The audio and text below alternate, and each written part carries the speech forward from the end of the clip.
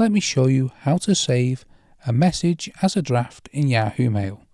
So first select compose to compose a message, then add the email address, your subject, and to write your email. Then all you need to do is come to the top corner here and you see this little X, press that, and that email will automatically be added to the drafts.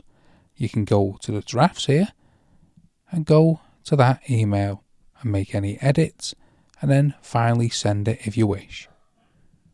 Now if you're on the old version of Yahoo Mail, it's very similar again.